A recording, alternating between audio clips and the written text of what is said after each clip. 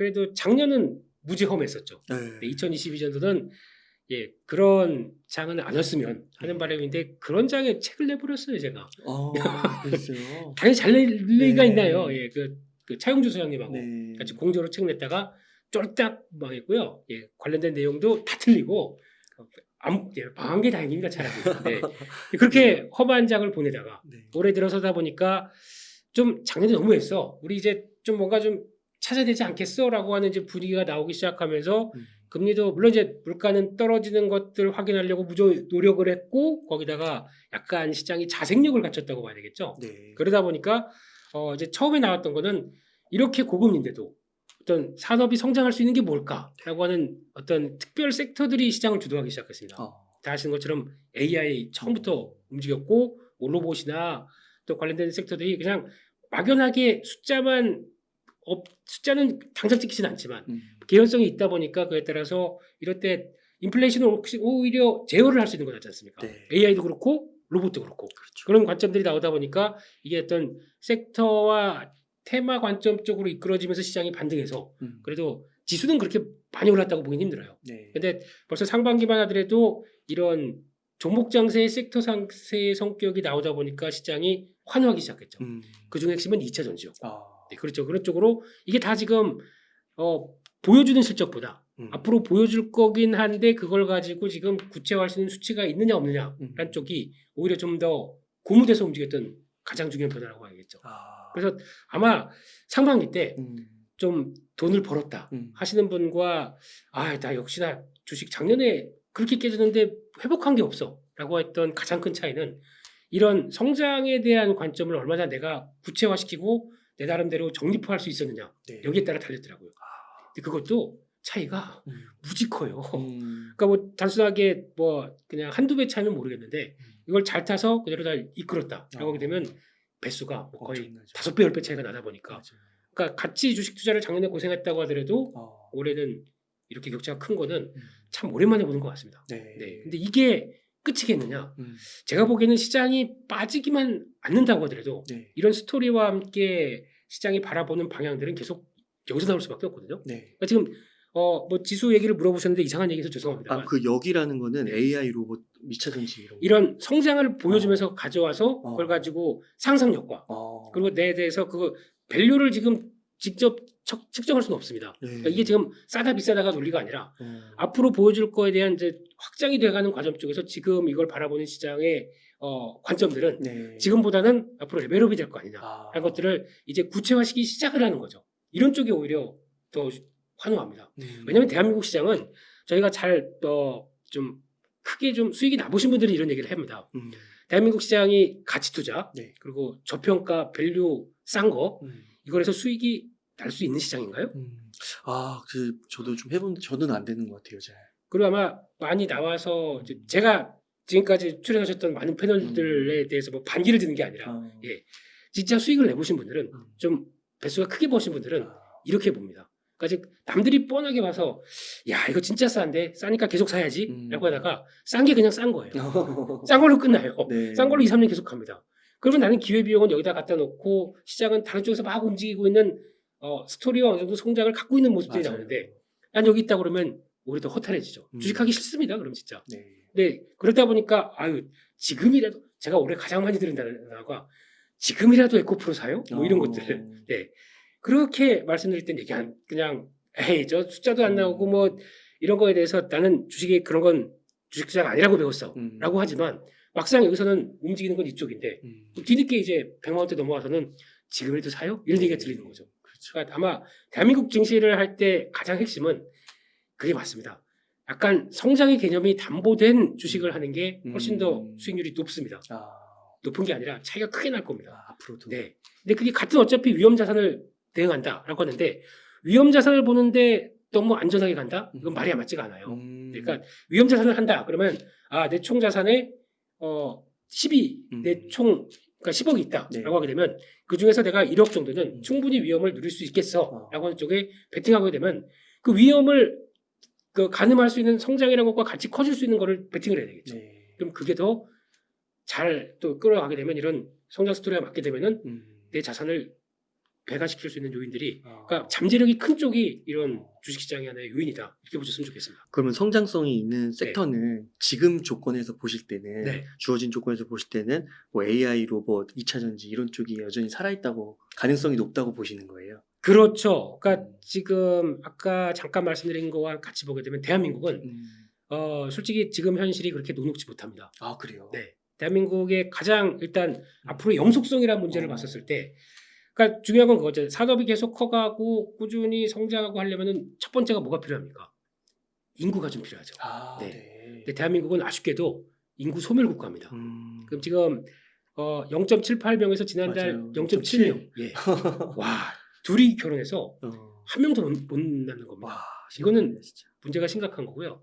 다른 나라 아주 그 인구 문제가 심각한 나라라고 하더라도 1.12명 이렇게 나옵니다. 근데 이거는 이렇게 되기 시작하게 되면 아마 이제 이 친구들이 지금 아이들이 커서 한 20년 뒤까지 본다. 그러면 저희가 이제 노후가 됐었을 때 완전히 지금 역방향으로 가는 거죠. 네. 피라미드. 그렇죠. 그렇게 됐었을 때 그러면 인구가 제대로 되지 않았는데 산업에 대한 성장을 얘기한다. 이건 일단 뭐 내수는 완전히 죽겠죠. 그러면 네. 그부터 모든 걸 얘기하기는 어렵습니다. 그러면은 이럴 때일수록 인구가 적어지는 거를 보완하면서 같이 생산성을 끌어올리는 이런 섹터들.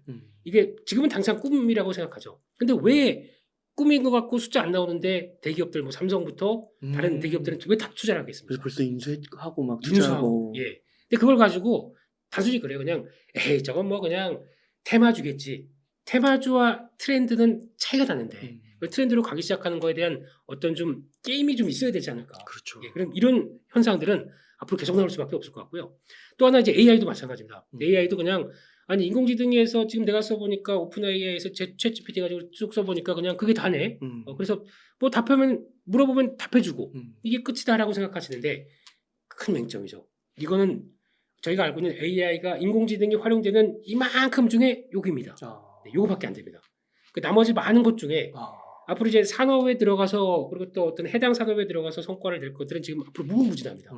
그러다 보니까 지금 AI 쪽 같은 경우도 여기서 뒤처지면 안 되다 보니까 빅테크 기업들, 소프트웨어 회사들도 이게 결국에는 또 같은 일을 한다고 해도 성과를 높여갈 거고 또 비용들을 줄일 거고 그렇죠. 인건비도 떨어뜨릴 거고 하다 보니까 이게 핵심이다. 그래서 그렇게 열심히 투자를 하죠. 엄청 투자하더라고요. 그렇습니다. 몇백억을 사고 막. 몇백억은 기본이고요. 몇천억. 요즘 보니까 조 단위로 움직입니다. 조 단위로. 네, 이렇게 움직이는 현상이 나오게 되면 그래서 오픈 AI 같은 경우도 몇십 조가 투자를 했다고 하더라도 마이크로소프트에서 맞아요. 예, 결국에는 1년에 이제 1조 이상씩 벌기 시작합니다. 와. 그러니까 그 정도로 이제 선점을 했다는 느낌이죠. 근데 이게 단순한 생성형, 제너러티브 AI라고 하는 그 단순한 한 섹터에 불과합니다. 이게 앞으로 계속 많이 나오겠죠. 네, 그러면 저희는 거기서 만약에 그러면 이제 저희가 볼 때 우주항공에도 AI가 붙을 겁니다. 네, 왜냐하면 저희는 지금까지 예전에 나사에서 이제 항로 계산할 때 보면 달의 중력과 네. 저 문과입니다. 네. 네. 이걸 계산하면서 이렇게 돌아오는 뭐 궤도를 그리고 이런 걸 다 계산했을 거 아닙니까? 네. 요즘은 그런 거 없잖아요. 이제 슈퍼컴퓨터가 생기기 시작하면서 그거 맞춰가기 시작하고 네. 더 기술이 발전하게 되면 AI가 알아서 이제 그런 거죠. 나 지금 만약에 달까지 가는데 여기서 계산한 거는 그냥 5천에 나와버리겠죠. 그런 것들이 다 확인되는 모든 섹터에 다 AI가 결부된다라고 되면 섹터에서 AI가 결부돼서 그게 산업 생산력을 높여가는 네. 회사가 있으면 그걸 사야 됩니다. 그게 가장 또 좋은 생산력. 그렇죠. 그럼 실적이 더 훨씬 좋아지겠죠. 네. 아니면 그거를 결부돼서 나올 수 있는 소프트웨어 제공하는 업체들 이것도 사야 되고요. 네. 그런 쪽이다 보니까 이런 투자 아이디어는 지금도 무궁무진하다고 봐야 되겠죠. 네. 뭐 빅테크는 뭐 계속 좋을 수도 있겠네요. 빅테크가 이번에 부각받았던 가장 첫 번째 원인은 고금리다 보니까 나머지 다 힘들어요. 네. 현금이 없다 보니까. 또 현금도 거의 차입해서 성장하려고 스타트업들이 막 노력했는데 지금 금리가 높다 보니까 조달이 안 됩니다. 그러니까 아이디어 좋은데 힘들어. 근데 상대적으로 빅테크 기업들 같은 경우는 꾸준히 현금 창출이 되고 있어요. 그러니까 쌓아놓은 현금과 그걸 가지고 힘든 기업을 아예 그냥 덥석. 네. 요거 싸게 나오면 사야 되겠는데 그런 거 덥석하고 네. 거기다가 갖고 있는 현금으로 또 격차를 더 줄이겠다라고 네. 하게 되면 지금 AI를 그래서 투자를 하는 거죠. 네. 그렇습니다. 그러면은 네. 2차 전지 잠깐 나중에 여쭤보고 네. AI 한번 여쭤보고 싶은 게 그 AI 뭐 대장주 이러면 보통 다 엔비디아 꼽잖아요. 네. 그리고 바닥 대비해서 진짜 많이 올랐잖아요. 네. 근데 또 이제 거품 논란이 있더라고요. 그렇습니다. 근데 말씀을 들을 때는 뭔가 AI 산업의 시작으로 들리기도 하는데 네. 엔비디아 주가는 거품이고 AI 혁명은 뭐 시작이고 뭐 이렇게 분리해서 봐야 되는 걸까요? 어떤 걸까요? 이제 분리를 하시면 안 될 것 같고요. 안 돼요. 네. 그러니까 엔비디아가 네. 약간 쉽게 말씀드리면 횃불을 이렇게 딱 드는 이런 기업이라고 봐야 되겠죠. 그래요. 네. 그리고 불이 밝혀지다 보니까 그래? 그러면서 이제 사람들이 모여드는 이런 왜냐하면은 이걸 볼 때 이제 그렇게 보셔야 될 것 같습니다. 엔비디아가 이렇게 공급을 할 수밖에 없는 이유가 네. 그러니까 지금 산업이 커지기 시작하는데 거기서 가장 중요한 거는 처음에는 하드웨어가 필요합니다. 네. 그러니까 AI 같은 경우도 이제 보통 보면 세 단계가 있어요. 학습을 해야 되고 학습을 한 걸 가지고 내용을 다 받아다가 추론을 해야 됩니다. 추론. 그러니까 즉 연산하는 거죠. 네. 결론을 내려갑니다. 그걸 가지고 이렇게 된 결론을 가지고 결과 나중에 우리한테 보여주는 거죠.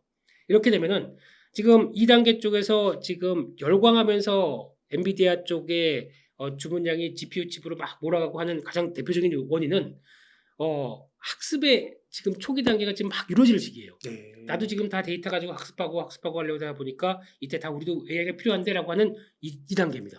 아직 추론으로 가지도 않았어요. 추론으로 가게 되면 그때는 더 폭발한다는 얘기겠죠.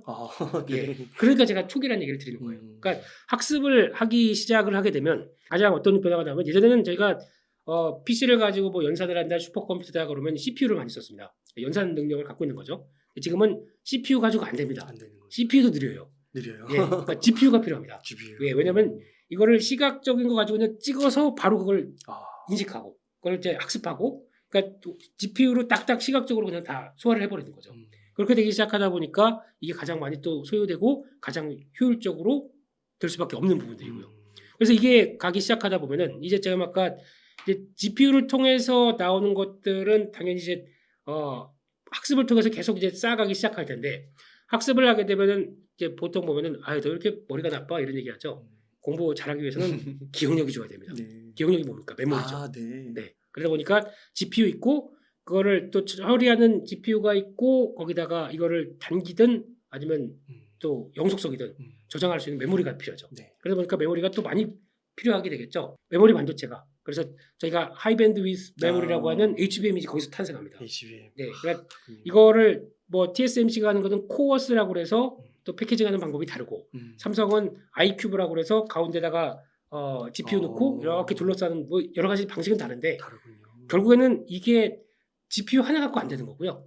이 메모리까지 합쳐놔야 이제 정식 얘기하는 저희가 얘기하는 뭐 H100 이런 식의 엔비디아의 패키징 시스템이 완성되는 겁니다. 네. 그렇게 되면은 이게 착각하실지 모르겠지만 엔비디아만 크는 게 아니라 메모리 반도체 업체도 확 크는 거거든요. 그러니까. 네, 그래서 거기서 가장 성과를 잘 냈다고 하는 SK 하이닉스도 참 줄을 잘 섰어요. 네. 원래 이거 그 단수 쌓는 거 이거 뭐가 돈이 될까라고 그래서 그냥 방치해놨던 게 삼성전자는 우리 할 일 맞아 그냥 저건 사업부 알아 먼저 삼성이 시작했습니다. 근데 SK 하이닉스 같은 경우는 미리 준비해서 이거 혹시 돈 되지 않을까 그래서 잘 해놨더니 이게 터지기 시작하면서 엔비디아에서 가져와봐. 그래서 퀄 테스트 하니까 괜찮은데 또 할 데가 없어요. 삼성한테 하려면 삼성 바쁘다고 다른 거 우리는 바빴다 뭐 평택 P4 뭐 P5 이거 막 준비하는데 이제 상관없고 이렇게 했다가 뒤통수 맞은 거죠. 그렇죠. 네, 그래서 뒤늦게 따라가는 입장이죠. 어떻게 보면은 그때 준비 좀 잘했다가 하이닉스한테 좀 천운의 기회가 좀 들어온 상황들이죠. 그래서 이게 들어와서 성과가 나오고 있는 상황이라고 하게 되면 결론적으로는 이건 지금 산업의 초기고 같이 막 크는 또 하나의 변화인데 마침 또 여기가 그나마 다행인 게 이것도 한국의 운이 좋은 걸 수도 있습니다. 네. 메모리 업황이 바닥이에요. 네. 진짜 잘못하게 되면은 이거 길어지게 되면은 그 영향력 있는 삼성전자, SK하이닉스도 타격을 받을 수밖에 없겠죠. 네. 근데 이게 약간 희망의 불빛이 보이기 시작하는 거죠. 그게 HBM이에요. HBM이죠. 그렇게 매출이 커요. 아직까지는 크진 않습니다. 크진 않는데 아직 지금 해봐야 매출의 2-3% 전체 매출의 2-3%라고 하더라도 엔비디아가 보여준 것처럼 앞으로 이런 식으로 많이 쓴다라고 하게 되면 얼마나 많이 들어가야 된다는 얘기입니까?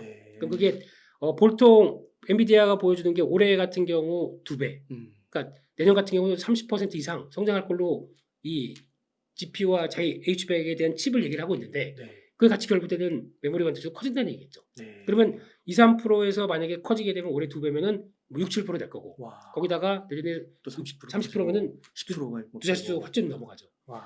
지금 JP 모건에서 나온 리포트 보게 되면은 2027년 가게 되면 네. 25에서 30%까지 차지할 거로 봅니다.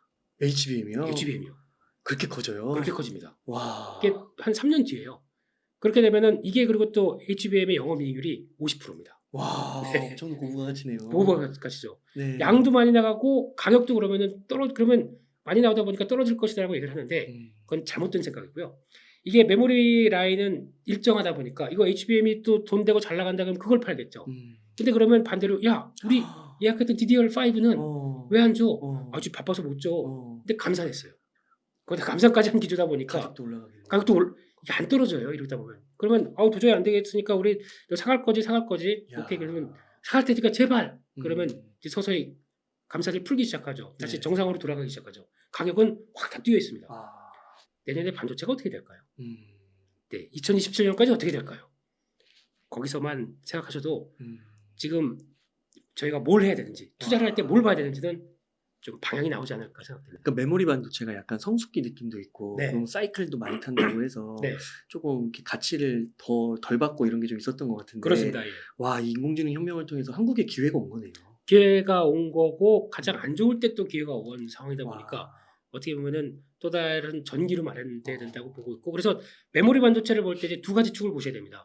하나는 지금 그냥 저희가 보통 얘기하는 반도체는 미국에서 반도체 얘기를 하게 되면 다 시스템 반도체를 얘기해요. 칩을 네. 얘기하거든요.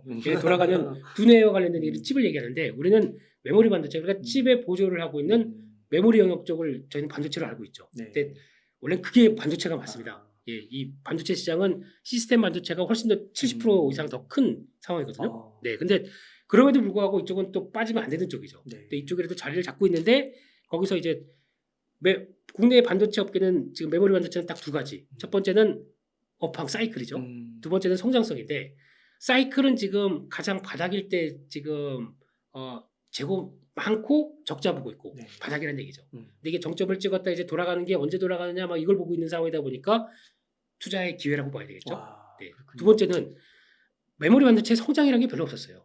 네, 성장이라고 별로 없다가 만약에 보게 되면 다 클라우딩 컴퓨터를 쓰기 시작하면서 서버가 많이 늘어나다 보니까 나왔던 그런 변화. 예, 그리고 또 그 전에는 스마트폰을 많이 쓰다고 하다 보니까 스마트폰 요즘 웬만한 노트북보다 더 스마트폰 그렇게 많이 들어가요. 많이 들어갑니다. 그러니까 요즘 뭐 스마트폰에 조금 요즘 나온 갤럭시 S23 한 네. 16기가 될 걸요. 네. 네, 그 정도로 들어가는데 우리 PC는 한 8기가 이 정도로 해도 뭐 쓸만하네 이렇게 생각할 겁니다.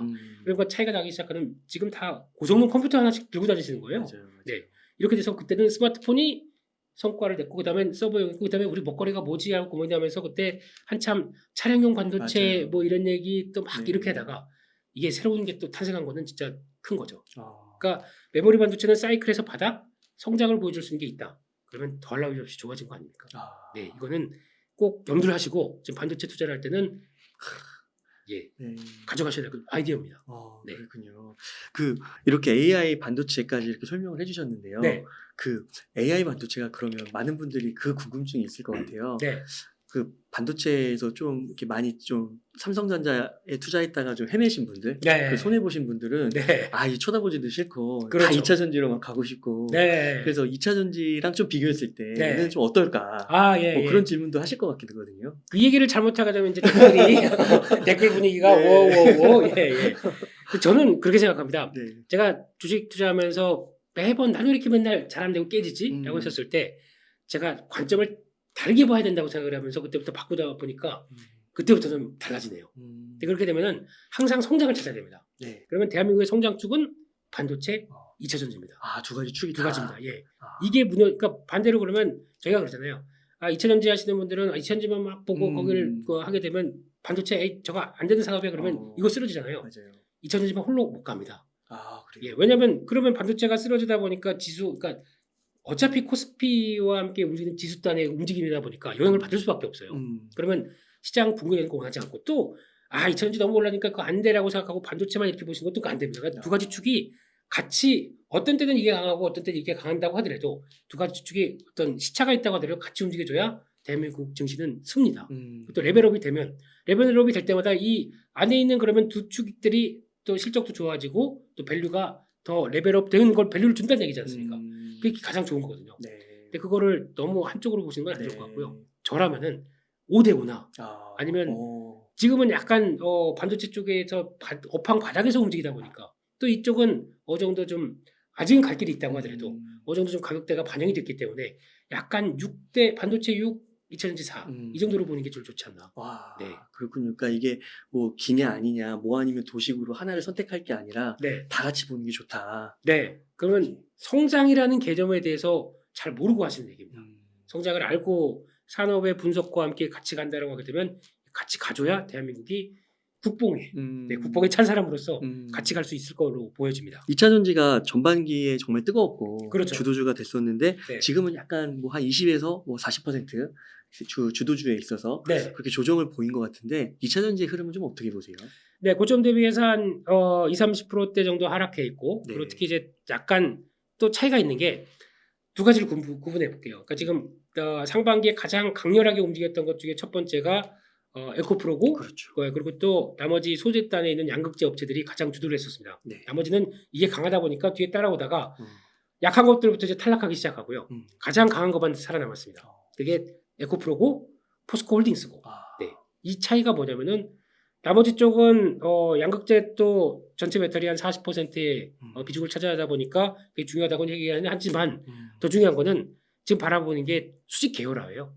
그러니까 수직 계열화가 무슨 얘기냐면은 맨 처음에 보면은 이제 배터리 재활용을 해서 그러니까 어떤 물질을 가지고 시작해서 배터리 재활용을 하든 간에 가져서 블랙 매스라는 게 생기기 시작. 그걸 가져다가 다 분류를 해가지고 이거는 그 필요한 뭐 양극재 그리고 리튬 이런 것들 쭉 해다가 다 만들어 놓고 그걸 가지고 다시 전구체와 결합을 시키기 시작해서 이제 배터리에 또 그 도포해서 장착하고 그걸 만들어 가지고 패킹해서 배터리 이런 식으로 나가지 않습니까? 이게 수단이 계속되는 거지 않습니까?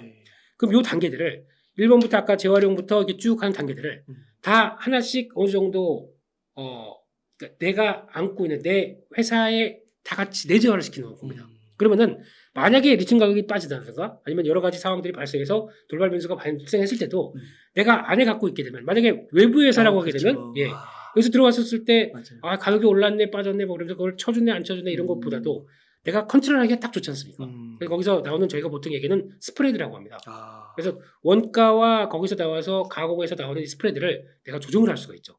좀 안 좋을 때는 조금 낮게 또 아주 좋을 때는 조금 좀 가감이 좀 나올 수가 있는 거겠죠. 그렇게 해서 통제를 할 수 있다는 게 가장 이런 P라고 하는 가격들이 등락이 심할 때 벌어지는 산업에 대한 가장 좋은 조건이라고 봐야겠죠. 근데 예전부터도 아마 다른 모든 화학 계열 아니면은 그리고 또 철강 계열 이런 회사들은 이렇게 하려고 노력을 했었습니다.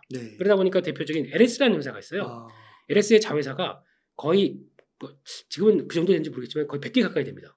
그래요? 네, 그 정도로 자회사를 확 늘려놓고 이걸 상장 안 시키고 나 혼자만 상장했다는 얘기는 그만큼의 이외 다 그러면 LS 그룹 쪽에서도 물론 뭐 아닌 쪽도 있습니다만 근데 뭐 레저 쪽 뭐 이런 것도 있겠지만 결국에는 다 한 가지 구축을 하기 위해서 전력 설비, 전선 그리고 또 전력 기기와 관련된 계통을 모두 다 한 몸으로 보기 시작하면서 같이 움직이기 시작하는 거죠. 그러다 보니까 그거를 대표는 LS만 상장이 되어 있는 거고 이런 쪽으로 봤었을 때 이것도 마찬가지로 그런 식으로 가기 시작하게 되면 내재화가 잘 된 쪽이 가장 또 유리하다라고 볼 수 있겠죠. 그래서 아마 2차전지를 볼 때 이게 가장 핵심인 거고 두 번째 지금 양극재 쪽 같은 경우는 아무래도 지금 영향을 받을 수밖에 없죠. 특히 업황 분위기를 가장 많이 받는 게 양극재에 들어가는 게 우리나라 NCM 계열이라고 하게 되면 니켈, 코발트, 망간 이런 쪽으로 들어가겠죠. 그리고 또 리튬이 결합되다 보니까 이렇게 되기 시작하게 되면 요 가격들이 가격들이 떨어지게 되면은 P라고 하는 이 구성하는 항목들을 다 조합을 해서 만드는 거다 보니까 양극재를 만들다 보니까 그러면 내 가격도 떨어집니다. 그럼 P가 떨어진 거겠죠. 매출은 P 곱하기 Q로 나옵니다. 그러니까 가격과 수량으로 나오겠죠. 근데 수량은 계속 꾸준하게 우상향됩니다. 계속 증설하고 앞으로 더 내보낼 거고 이러다 보니까 하는데 100만 톤인가 뭐 포스코표쯤 뭐 말하더라고요. 100만 톤, 뭐 132만 톤까지 늘리고 막 별 다 지금 계속 증설하기 시작합니다. 그만큼 수요에 대한 앞으로 장기적으로는 커질 거니까. 근데 그렇게 나올 때 Q는 확장되는데 P는 어떤 분기 때는 구리 가격도 그렇잖아요. 어떤 때는 뭐 4달러가 넘어가다가 어떤 때는 또 중국 수요가 별로 안 좋다 그러면 3.5달러 때 갔다가 왔다 갔다 합니다. 이 피라는 가격 자체에 대해서 예측하는 건 아무 의미가 없고요. 그것도 그때그때마다 달라요. 그리고 지금 보통 얘기하는 에코프로의 논란의 중심이 그거지 않습니까? 이 피에 대해서 어떻게 계산하느냐. 그러니까 리튬 가격들을 앞으로 2030년 가서 어떻게 계산하냐. 보수적이냐 뭐 너무 그렇죠. 막 그런 걸 계속 얘기하시더라고요. 그렇습니다. 톤당 뭐 2천만 원 계산하시는 분도 있고 이렇게 계산하시는 분도 있고. 그러면 벌써 5배가 차이가 나요. 너무 많이 차이 나요. 근데 저 그거 아무 의미가 없다고 생각합니다. 네. 이거보다 더 중요한 거는 그게 어떻게 간든 간에 리튬은 안 쓸 것도 아니고. 그러니까 지금보다 만약에 뭐 수요가 높다 그러면 지금보다는 서서히 우상화될 거고 뭐 또 대중화되기 시작하면서 나오는 변화는 있다고 하더라도 제일 중요한 건 이게 문제가 아니라 Q의 확대예요. Q만 꾸준히 확대되는 것들. 그러면 Q가 꾸준히 확대될 수 있는 건지 한번 보겠습니다. 그러면 요걸로 인해서 네. 피해 때문에 약간 영업이익이 뭐 약간씩 줄고 더하고 이건 큰 의미가 없겠네요. 없죠. Q가 우선 지금은 커지는 게 그걸 사람들이 못 보고 있어요. 그런 거구나. 네. 그러니까 차라리 그러면 피가 판가가 하락해서 양극재 가격들 피라고 하는 부분이 하락해서 위축이 된다, 주가가 빠진다, 사야 돼요. 네, 이때 사야 되겠죠. 네. 그랬다가 기다려 보면 또 뭐 구리 가격 올라가고 메탈 가격들이 쫙 올라갑니다. 그럼 피가 올라가다 보니까 Q는 확정되는 기조 쪽에서 더 좋아지겠죠. 그렇죠. 예전보다 더 좋은 실적 나옵니다. 네. 그러면 주가는 또 팍 가겠죠. 네. 2차전지의 투자 전략이 그렇다고 보시면 될 것 같고요. 근데 가장 또 많이 놓치시는 게 아니라 그거 같아요. 제가 Q의 확대라고 얘기를 하게 되면 사람들이 다 같이 이제 계산해서 그러면 Q가 2030년까지 앞으로 7년 뒤에 어떻게 바뀌나라고 봤었을 때 전기차만 계산을 해요.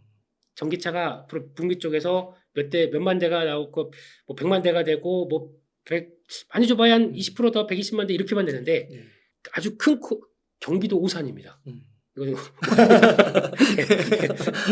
이거는 잘못 계산하시는 거고요. 만약에 전기차만 간다고 하더라도 일단 거기서 이제 조금 있다가 혹시나 기회 되면 말씀드리겠지만 LFP가 있을 거예요, 분명히. 저가 라인도 있습니다. 우리나라도 많이 이제 한다고 하는 것 같더라고요. 생기죠. 왜냐하면 지금 무조건 전기차 하게 되면 뭐 가격 한 5천만 원대 이렇게 일괄적으로 되는 게 아니라 저가 라인에 대한 욕구도 있어요. 그러니까 한 가격은 뭐 보조금 안 받겠다고 해서 2천만 원대 중반. 근데 전기차예요. 근데 이게 충전하게 되면 한 250에서 300km 정도. 그래서 만약 한 250 이 정도에서 왔다 갔다 하는 차를 생산하고 나는 그 대신에 매일 충전하면 돼. 하지만 싼 걸 원해. 라고 하는 쪽은 그런 욕구가 있을 수도 있거든요. 그러니까 그런 가격 차이 때문에 생기는 겁니다. 그렇게 되면 이런 걸 떠나서 조금 있어 보면 사이버 트럭이라고 나옵니다. 테슬라에서. 직접 보니까 이제 이게 트럭 맞아? 그렇게 얘기하더라고요. 사이버 탱크라고. 거의. 생긴 게. 밖에 한 게 무슨 티타늄으로 만들어가지고, 거의 뭐 망치로 치면 망치가 부러진다, 뭐 이런 쪽에. 그런 정도에 나오는데, 이게 충전하게 되면 700km가 넘게 갑니다. 그 정도의 등치가 있는데. 그럼 그쪽의 밀도나 여러 가지 에너지 밀도나 효율성을 생각했을 때는 그냥 배터리 일반적인 거 갖고 될까요? 아니죠. 훨씬 많이 좋은 게 필요하죠. 네, 지금 저희가 보통 아이오닉 5 같은 데 들어가는 게 뭐 400kg에서 450 정도인데 그거에 일단 1.5배 가까이 큰 게 들어간다고 하게 되면 이것도 벌써 용량이 달라져요. 그렇죠. 이런 게 만약에 미국은 근데 이런 차를 좋아해요. 다 보시면 아시겠지만 랩터 이런 거. 거기는 뭐 픽업 트럭 뭐 잘 그렇죠. 픽업 트럭. 그거. 그거 보면은 다 이만하잖아요. 기름을 뭐 이렇게 뿌리고 다닐 차들. 커머 이런 것들. 맞아요. 그러다 보니까 전기차도 그런 게 나오게 되면 효율이 더 좋아야 되겠죠. 그러면 거기 들어가는 배터리의 양은 같은 대수를 책임치면 안 될 거 아닙니까? 그쵸. 훨씬 더 큰 거다 보니까. 거기서부터 오류가 나는 거고. 두 번째는 내가 혹시 물류창고 같은데 혹시 혹시 요즘 영상 같은데 최신의 물류창고 아니면 스마트 팩토리 이거 한번 잠깐 보시게 되면은 로봇이 다 이렇게. 그렇죠. 로봇이 다 피해갑니다. 사람이 있으면 윙 했다가 피해가더라고요. 이걸 뭐라고 하냐면은 AMR이라고 합니다. 그러니까 자동적으로 자기가 피해서 다 그 자율주행 물류 로봇. 이게 이제 점점 더 나오기 시작합니다. 왜 이게 나오냐면 인건비가. 그리고 사람을 구하기가 힘들어서 이게 다 대응합니다. 그러니까 웬만한 거 김씨 저기 가서 창고 가지고 저 철근 하나 가져와. 이거 아니고요. 그냥 저기다 그냥 이제 음성으로 저쪽에 있는 B 창고에 가서 철근 하나 가져오세요. 그러면은 얘 가가지고 쭉 가서 이제 협동 로봇과 같이 연결됩니다. 팔이 있어요, 로봇 팔이. 인식하고 봐가지고 이거 가지고 들고 쭉 와서 여기다 놓고 사람 필요 없어요 이제요. 이게 나오기 시작하는 AMR 이런 것들도 뒤에 배터리가 장착되겠죠. 로봇도 배터리를 장착합니다. 휴머노이드 로봇이라고 옵티머스라고 지금 테슬라에서 나오는 그 로봇도 뒤에 무게 중심을 배터리가 잡고 그래요? 시작합니다. 예. 그러니까 가만히 있으면 되게 휘청거리다가 배터리가 이렇게 장착되는 요게 되게 그래서 테슬라예요. 그러니까 인체공학적으로 만들어놨더라고요. 네. 그렇게 되게 되면 그게 또 하나의 배터리고 그럼 로봇이 시장이 커지게 되면 배터리도 커진다. 이건 왜 계산을 안 하니까. 네. 이것도 계산할 거고 또 이제 조금 이따 나가보게 되면 UAM이라고 혹시 아십니까? 네. 네. 그 막 하늘 나는 택시. 그렇죠. 어. 내년에 상용화가 음. 정부에서 한다고 했고 2025년이면 바로 서비스가 들어갈 거고 와. 내년에 파리 올림픽 가게 되면 네. 공항에서 중심 어딘가 파리 중심가까지 시범 운행을 시작한다고 합니다. 그래요. 네. 그럼 이것도 저희가 영화에서 보던 오디세이 2022인가 뭐 그거 네. 보게 되면 하늘 보면 다 우울하잖아요. 그 형님 누구죠? 그 인디애나 존스 형님. 해리슨 포드님. 네. 그분 네. 예, 젊었을 때 보면 그 우울한 얼굴이 그대로 하늘에 보면서 그 뿌연데 다 다니는 거 다 그런 형태지 않습니까? 네. 그게 하늘을 덮습니다. 그러면 처음에는 이 수소연료 전지 쪽이라고 얘기를 해요. 하고 그때 그게 주 동력이고 보조로는 2차 전지가 들어갈 수밖에 없습니다. 야, 네. 그렇군요. 지금 말씀드린 몇 가지만 하더라도 슈가 그냥 큐는 폭발합니다. 근데 네. 자꾸 저희가 전기차만 보고 요게 다다 여기 다다 하게 되면 큰 그림을 놓치는 게 되죠. 막 드론도 들어갈 수 있겠네요. 드론도 들어갈 수가 있겠고요. 예, 그러면 이게 다 생각했을 때는 할 일이 많은 게 2차 전지다. 근데 또 거기다 그 얘기도 있습니다. 요즘에 중국에서 LFP가 상당히 싸고 좋은 게 나와서 그래서 예전보다 많이 올라왔다라고 해서 LFP가 이제 당연히 위협이 돼서 대한민국의 2차 전지 배터리 시장을 맞아요. 함몰시킬 것이다. 그거는 계속 나오는 것 같아요. 뭐 네. 이번에도 무슨 뭐 M3P인가 뭐 또 나오고 상반기에도 있었던 나트륨 뭐 되게 다 나오는 것 같아요. 다 나올 겁니다. 네. 다 나오고 새로운 기술에 대한 개발 나오는 건 맞죠. 근데 가장 핵심은 아까 LFP가 M3P 얘기하셨잖아요. 네. 예, 정확한 LFP가 아니라 LFP에서 F를 뺐어요. 아주 싼 걸 빼버리고 M3P가 들어가게 되면 거기 지금 얘기로는 코발트 망간이나 뭐가 하나 들어가가지고 결합시켜가지고 하이브리드 약간 느낌으로. 그렇죠. 예, 그렇게 그렇구나. 됐다고 얘기를 합니다. 근데 그러면 F가 빠졌는데 가격이 그대로 있을까요? 올라가지 않을까요? 당연히 올라갑니다. 당연히 올라가는데 그걸 가지고 뭐 10분 충전해서 400km 간다고 그래서 이거를 LFP 계열에서 이 얘기를 안 하고 우리 배터리라고 얘기를 해요. 네, LFP라고 얘기를 안 합니다. 혹시 나중에 책 잡힐 것 같아요. 네. 그러니까 그러면 이건 새로운 거라고 봐야 되는데 이게 LFP라고 얘기하는 건 그것도 문제고 또나 LFP가 확장하다 보니까 전 세계를 다 중국 업체들이 다 독점해서 우리 지금 LG에너지 솔루션부터 나머지 업체들은 이제 다 끝났어. 이런 뭐 리포트도 나오고 맞아요. 예, 항상 그 모 증권사 맞아요. 예, 있어요. 맨날 이렇게 보는 그 증권사 네. 네. 거기서 이제 그렇게 나오면서 그 리서치 기관도 하나 있던 것 같아요. 네. 거기 부르지 마세요. 네. 네. 큰일 납니다, 지금. 예. 네. 거기서 나오는, 물론 생각할 수 있는 경각심을 준다든가 그런 건 좋겠지만은 포인트를 잘못 잡고 있죠. LFP가 나온다고 하더라도 그게 나오는 게 지금 영역이 다른 겁니다. 그러니까 지금 아까 말씀드렸듯이 전기차를 쓴다고 해도 만약에 우리 웅달님처럼 하이클래스이신 분이 있고 저 같은 사람이 있긴 무슨 말씀이에요. 있는데 저는 네. 그냥 거기서 방송 활동하느라 왔다 갔다 해서 보면 그런 차밖에 안 탈 거 아닙니까?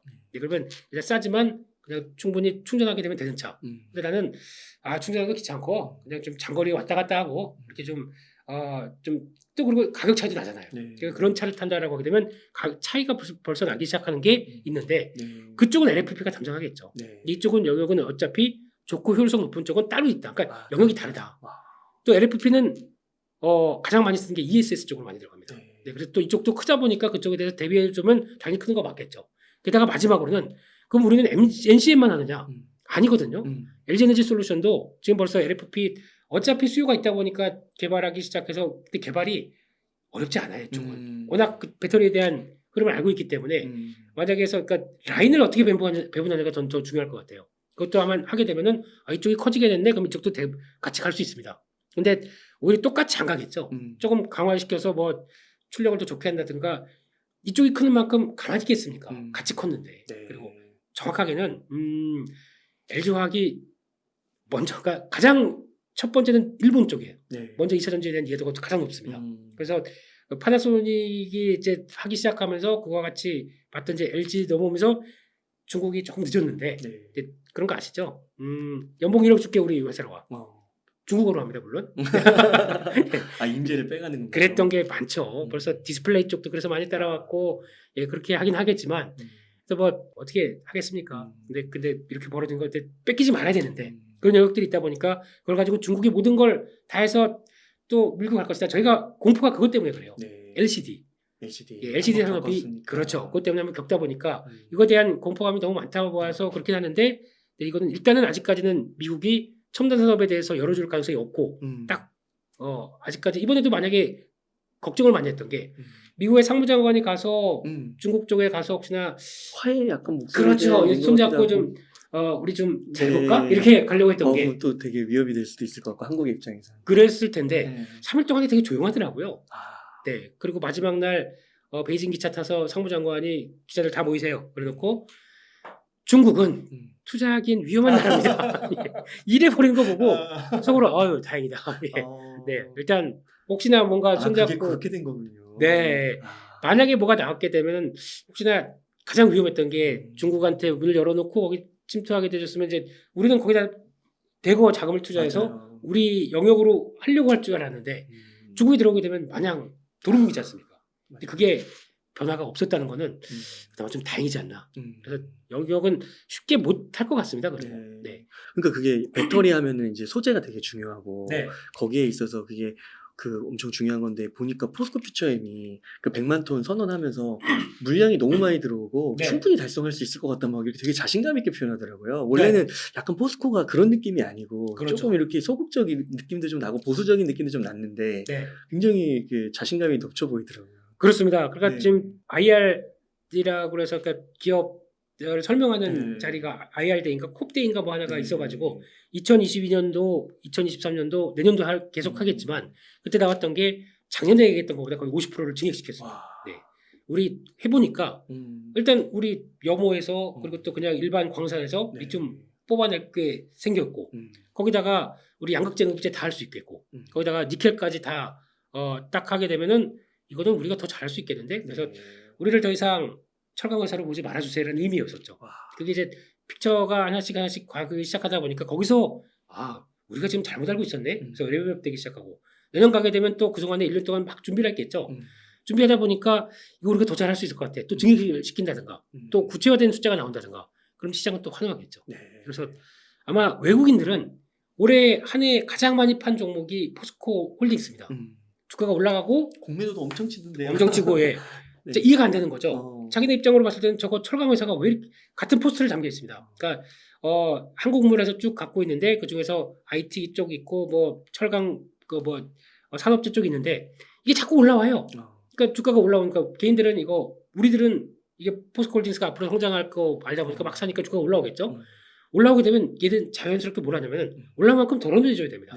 그러니까 포트 안에서 이것만 가만 놔두게 되면 이것만 쭉 커지다 보니까 나 물론 돈 벌었는데 좋아. 얘네들은 그렇게 대응 안 합니다. 같은 포트의 일정한 비중을 가져가는데 그게 올라와서 커졌다.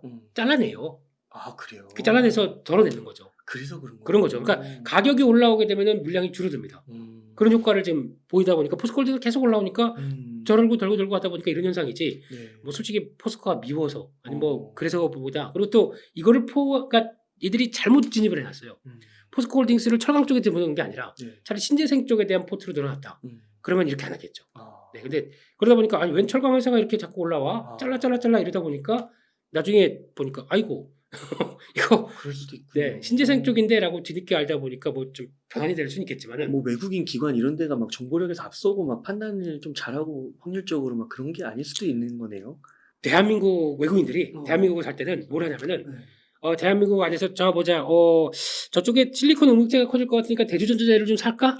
이런 사람들 거의 없습니다. 예. 그렇군요. 그거는 뭐 약간 세부적으로 약간 액티브한 펀드에서 뭐 찾아서 움직이는 그런 그러니까 펀드 매니저 중에서도 마이클 버리라고 혹시 아시죠? 네, 쇼치는 예, 그분 같은 그분은 이런 데 관심이 많아요. 그러니까 세부적인 중형단 쪽의 종목들을 좀 파고 들어가시는 분인데 이런 분들이 흔하지 않습니다.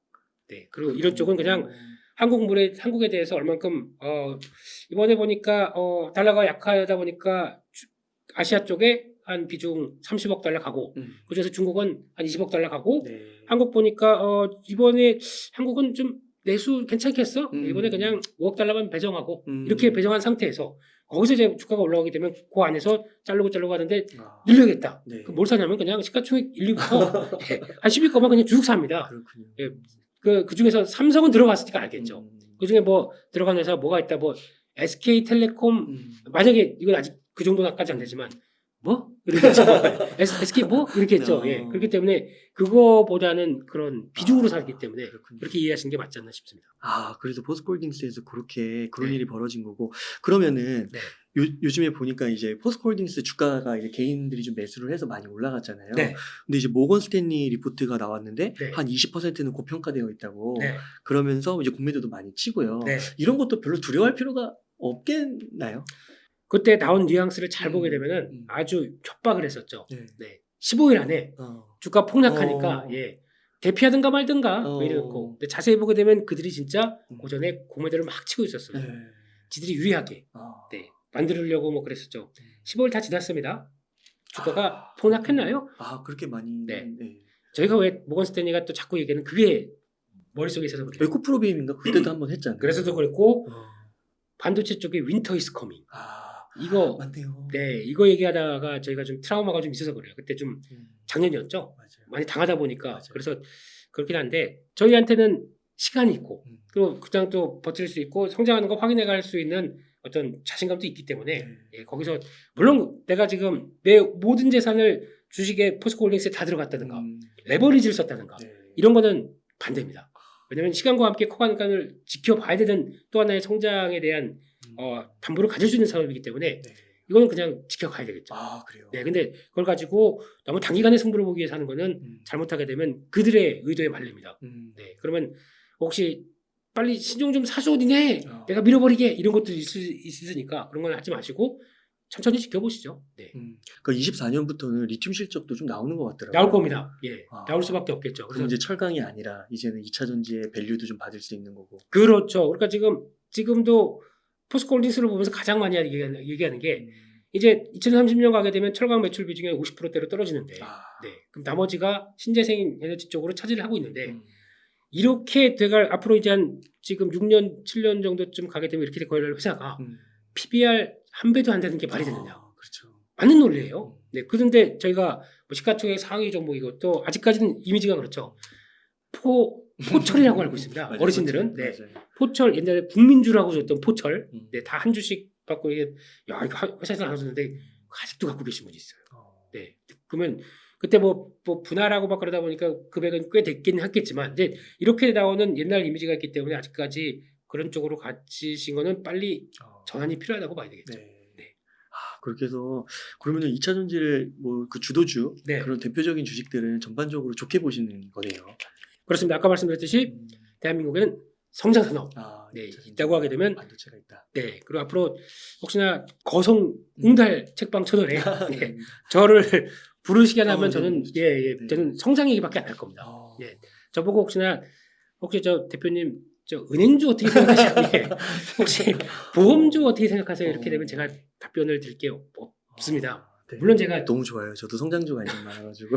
네, 알고 보면 제가 은행원 출신이거든요. 그러세요? 네, 은행원 출신인데도 은행주를 안 좋아하는 거 보면은 네, 약간 관치 같은 것도 있고 좀 그래서 그러신 건가요? 그게 다죠. 우리나라 금융은 좀 한계가 있는 쪽이 많다 보니까, 그러니까 안정적으로 이익이 난다. 이익이 난 거를 해서 좋게 못 보지 않습니까?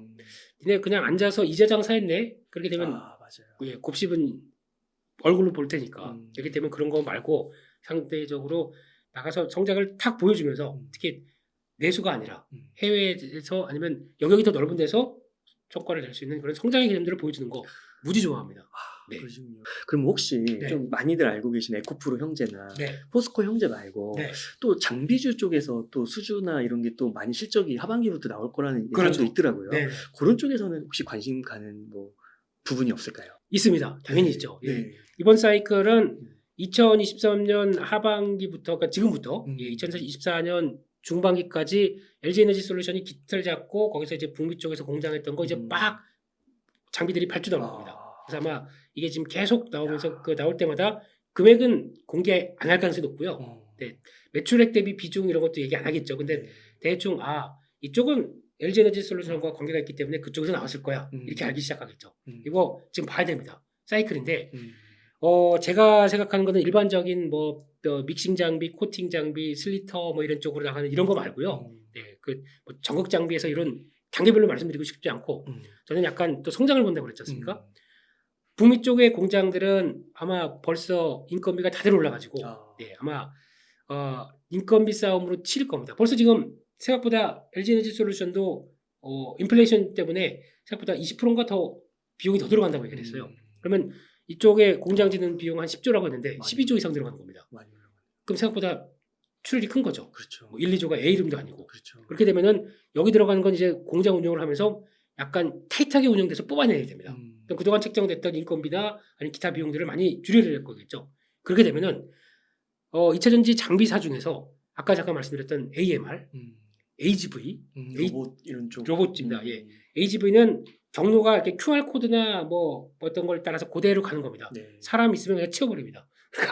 그쪽 하시면 안 되고요. 네. AGV라고 썼는데 피해가겠지 했다가 예, 그냥 가버리십니다. 네. AMR은 가만히 있어도 되는데 AGV는 그렇게 되는 이런 그 물류 로봇들 이거를 같이 라인과 함께 스마트 팩토리와 같이 끌어갈 수 있는 회사 이게 이런 2차 전지 장비 회사가 가장 좋습니다. 그럼 수주 나오게 되면 저희가 보통 알기로는 이거 나와봐야 몇 대야.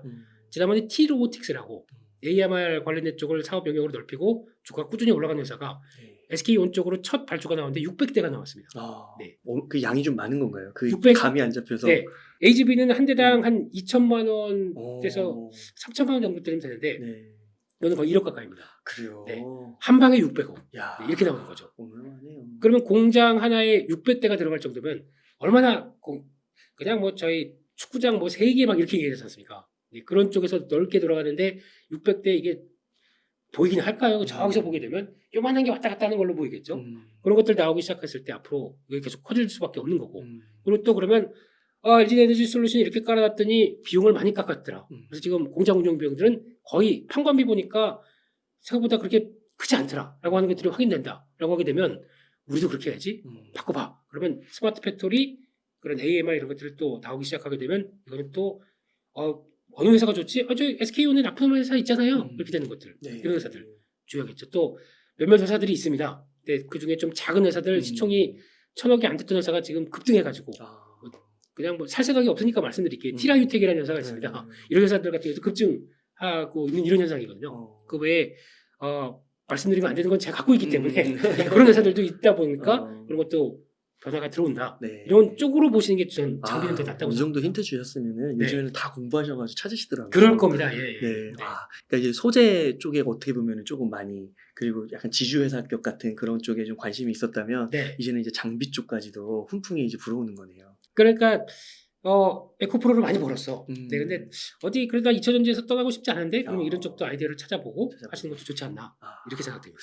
혹시 그 대표님께서 반도체나 2차 전지의 큰 성장축 2개를 얘기해 주셨잖아요. 혹시 뭐 그 외에도 섹터를 보시는 것도 있으신가요?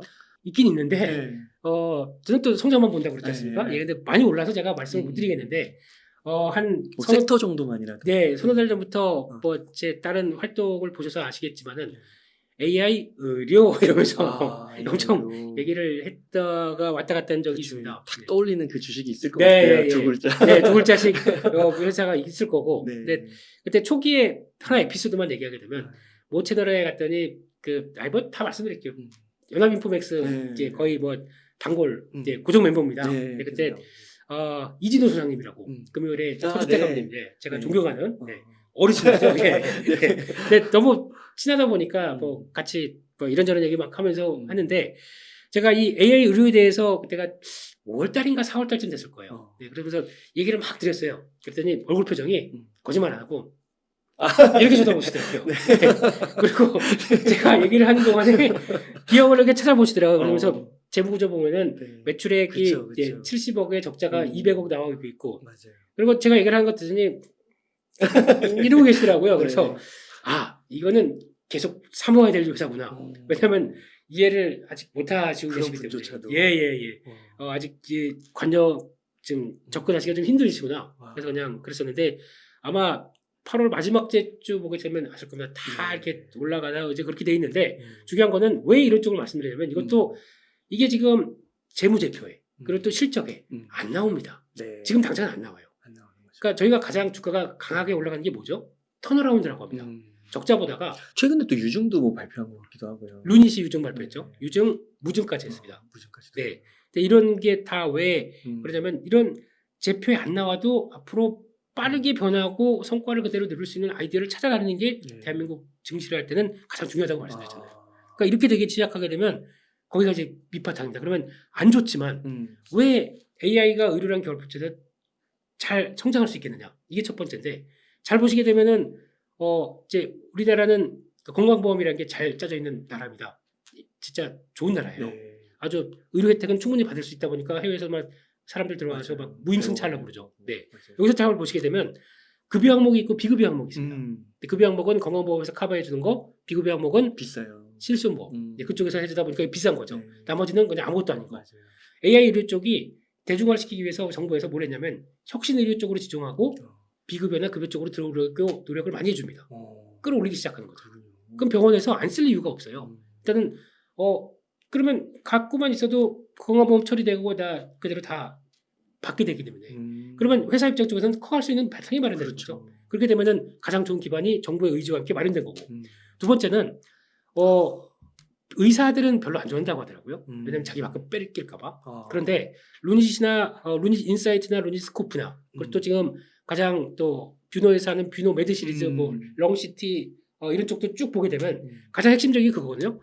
이게 영상 자료를 쭉 AI로 쭉 보다 보니까 쭉 자료를 쭉 보다 보면은 이제 CT를 찍고 MRI를 찍다 보니까 거기서 쭉 보게 되면 지금까지 폐암이 뭐 2단계가 됐다 그러면 이런 징후를 보이더라. 이런 흐름이 보이더라. 그걸 무수히 많은 환자 거를 쭉 보다 보니까 이제 딱 보게 되면 이거 진단 97%의 확률로 폐암 2기 다시 A를 가능성이 높습니다. 이렇게 진단을 해버린 거죠. 근데 이렇게 나오기 전에는 의사들이 오늘 수술 맞는데 피곤한데 뻑뻑하게 보다가 뭐 이거 맞는 거야 아닌 거야 막 이렇게 보고 컨디션에 따라서 맞아요. 오진도 많고 맞아요. 그리고 또 바쁘고 그러다 보니까 차라리 이걸 다 해서 압축해서 보여주기 시작하면 자 이게 97% 확률로 그럴 가능성이 높습니다. 그러면 의사가 봐도 맞네. 그렇죠. 이렇게 할 수 있는 거죠. 약간 CEO 리포트 받듯이. 그렇죠.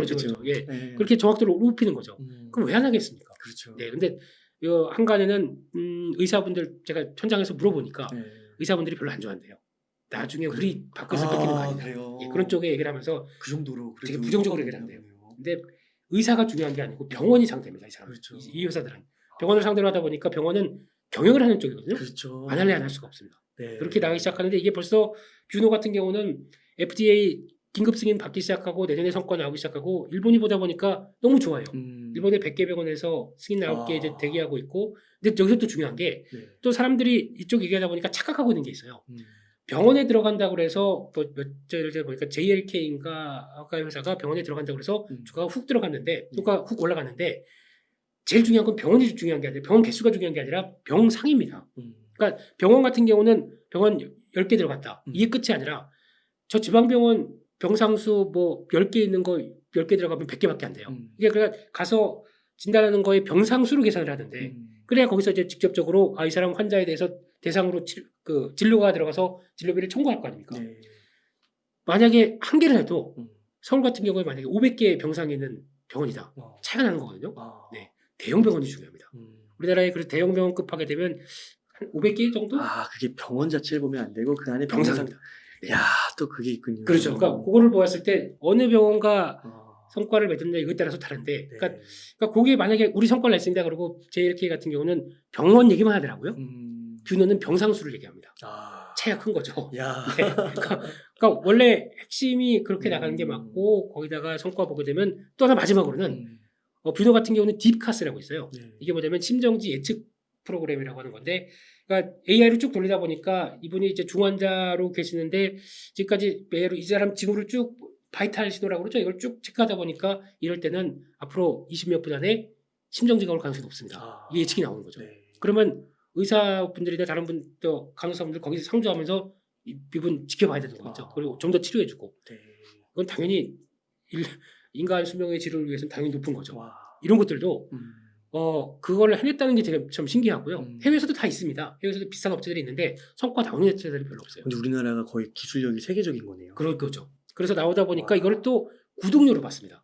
그럼 병상 하나에 구독료로 받기 시작하게 되면 곱하기 얼마에서 딱 했는데 나오기 시작하게 되면 이거는 계약하는 순간 레벨업. 잘 보시게 되면 넷플릭스 같은 느낌이 나겠죠. 그러네요. 네, 구독료니까. 병원에서 그렇죠. 전 세계 병원이 얼마나 많을까요? 그러게요. 네, 이제 영업이 되기 시작해서 몇 가지 쌓아겠다 그러면 예. 저는 그렇게 생각합니다. 루닛이 이번에 유무상증자 발표하면서 그 얘기를 했었어요. 앞으로 우리 회사는 2030년 가게 되면 매출 10조, 영업이익 5조. 지금 연간 50%. 네, 연간 매출 100억도 안 나오는 회사가, 네, 100억 좀 넘었나? 예, 그 회사가 맞아요. 앞으로 지금 6년 남았습니다. 6년 남았는데 매출 10조를 찍는답니다. 가능할까요? 예, 물론 증자 잘하기 위해서 이것도 좀 있었겠지만 그렇게 그림을 그리는 데는 루닛이 하는 게 그게 있습니다. 토탈 AI를 통해서 의료 플랫폼을 만든다고 그랬습니다. 또 뭐냐면은 지금 저희는 거기서 나온 플랜 중에서 하나가 그게 있어요. 이 사람이 그러니까 환자가 들어가서 MRI 찍고 CT 들어갔다 나오게 되면은 그거 찍은 거 가지고 이제 필름 나오고 그 영상 나올 거 아니에요? 그러면 자 이제 우리 A 환자 호기에서 다 외과 환자 심장 전문의 다 와서 이렇게 보면서 저희가 안 됐군 이렇게 합니다. 무슨 시간 낭비입니까? 다 모여가지고 그래서 수술 들어가셨는데 아우 지금 아니면 안 되는데 뭐 이런 거 아니라 예, 그렇게 나오기 시작하게 되면 여기서는 아예 그 CT 찍고 MRI 찍는 게 AI화가 돼 있습니다. 쭉 가다가 다 전신을 딱 찍게 되면은 이 사람이 뭐 어디서부터 어디까지 뭐가 안 좋은지가 그냥 주르륵 나와버립니다. 그렇게 바뀌기 시작하는 게 루닛의 앞으로의 목표입니다. 그렇게 되면은 그게 근데 지금 루닛 스코프를 이용해서라도 다 지금 벌써 이렇게 나올 수 있는 단계들이 하나하나씩인데 이걸 또 연결시켜서 하나로 통합시키기만 하면 되거든요. 이거는 이제 데이터를 또 쌓는 게 제일 중요하겠죠. 근데 그거는 또 데이터를 또 여러 가지 병원 채택되고 거기서 이제 하게 되면 그것도 또 영업을 해서 돈을 받지만 그것도 또 하나의 데이터가 돼서 나한테 들어오는 거예요. 얼마나 좋은 상황입니까? 네, 그래서 이렇게 되면은 커가는 거 맞는데 제 10조 이건 잘 모르겠습니다. 네, 숫자를 못 받고 싶지는 않고 많이 클 것 같긴 합니다. 네, 와 진짜 지금 우리나라 막 GDP 1.4 나오고 막 그런다고 하잖아요. 근데 이런 상황 속에서 성장에 대해 되게 갈급했는데 오늘 그 대표님께서 나와주셔가지고 성장 산업 딱 얘기해 주시니까 뭔가 되게 해갈이 되는 것 같고 굉장히 좋은 시간이었던 것 같습니다. 네. 다음에 이제 할 얘기가 없는데 다 풀었어요. 대표님 그 끝으로 한 가지 그러면 만약에 지금 1억 정도 여유자금 있으면 어떻게 투자 전략을 세우시겠나요? 1억이면은 지금 그냥 6대4 정도 반도체 쪽에 좀 무게를 싣고 그리고 나머지 4는 2차 전지 쪽 그리고 정확하게는 그렇게 할게요. 6대4 말고 5대3대 2로 두고 2는 모르겠습니다. 이거는 하실 수 있는 분만 하셔야 됩니다. 네. 요즘 보면은 아마 제가 느끼기에는 하반기는 종목 장세 같아요. 그러니까 짧은 뭐 테마건 뭐 그때그때 맞는 테마건 뭐가 부각되게 되면 이렇게 빠르고 강하게 한 2, 3일은 쭉 움직이는 이런 테마들. 근데 이게 나는 거기에 대한 그러니까 테마나 짧은 매매 하려면은 기술적 분석이 바탕이 돼 있어야 돼요. 내가 기술적 분석이나 어떤 감이 없는데 남들이 저거 해서 돈 번다고 남들이 초전도 한다고 나도 초전도 하다가 초조금 됩니다. 그러니까 그런 거 말고 아니면 이제 그런 거 있죠. 지금 테마들이 막 돌고 뭐 되는데 아니 이거는 많이 빠지고 괜찮은 테마 같아 라고 해서 뭐 지금 요즘 인기 없는 K 콘텐츠 저 빠져서 별로 인기 없지 않습니까? 그거 한번 갖고 기다려보겠어. 기다렸다가 반응 나오게 되면 그냥 얼쿠나 그러고 팔고. 약간 그래서 약간 시장도 관리할 겸 종목들도 볼 겸 해서 그런 선별적인 매매하는 게 쭉 찔러보는 매매들 이런 거 하는 것도 나쁘진 않을 겁니다. 왜냐면 종목들이 돌아가다 보니까 뭐가 걸리면서 또 하나 툭툭 걸릴 수는 있을 것 같아요. 근데 그거를 저희가 뭐 웅달 리딩방도 아니고 뭐라고 할 수가 없기 때문에 그런 쪽에서 포지션 맞춰놓고 나머지는 또 유연하게 또 종목들 트레이딩 해보는 것도 저희가 보통 얘기하는 손맛이라는 게 있어요. 요거 하나 또 걸렸다가 물론 사면 일단은 물려요. 사면 물리지만 그래도 조금 좀 심한데 그러면 좀 더 사봤다가 그랬다가 이제 또 내 종목들이 올라가는 타이밍이 있거든요. 뭐 또 어떤 뭐 시장의 변화가 오건 또 순환매가 돌건 그랬을 때 또 딱 올라가서 한 며칠 봤는데 갑자기 내 종목이 7% 올라서 팔았습니다. 오늘 부장님이 회식한대요. 뭐 회식을 이렇게 자주 합니까? 저 집에 갈래요? 이런 마음이 드는 거죠. 마음의 여유가 있으니까. 근데 손실을 봤다. 네, 부장님. 가서 예약하겠습니다. 이러고 가겠죠. 그런 거 있다고 하더라도 하다 보면은 그런 어떤 또 운용의 묘도 생길 수 있을 것 같습니다. 그 중장기 투자 너무 또 이렇게 하면 뭐 기본적으로 정석이라고 하긴 하는데 또 지루한 것도 있고 이렇게 또 투자의 재미가 또 있는 부분이 있으니까요. 다 얘기해 주셔서 너무 감사의 말씀드립니다. 대표님 그러면 끝으로 시청자님들께 한 말씀 부탁드리겠습니다. 이런 웅달 책방에 와서 너무 영광이었고요. 많은 가족분들을 뵈면서 너무 행복했습니다. 근데 다음에 또 좋은 투자 아이디어로 우리 또 웅달님과 또 재밌는 너무 지루하게 보지 마세요. 저희는 너무 재밌었어요. 즐겁게 주식 투자도 즐겁게, 네. 물류도 즐겁게 네. 언젠가 올라가면 되니까요. 네. 네. 그래서 다시 한번 또 뵙도록 하겠습니다. 네. 감사합니다. 오늘 바쁘신데 귀한 시간 내주셔서 너무 감사의 말씀 드립니다. 네. 이렇게 해서 레몬 리서치의 김민수 대표님을 모시고 이야기를 나눠봤습니다. 긴 시간 동안 유익한 인사이트 많이 나누셔서 감사의 말씀 드립니다. 오늘 고생 많으셨습니다. 감사합니다.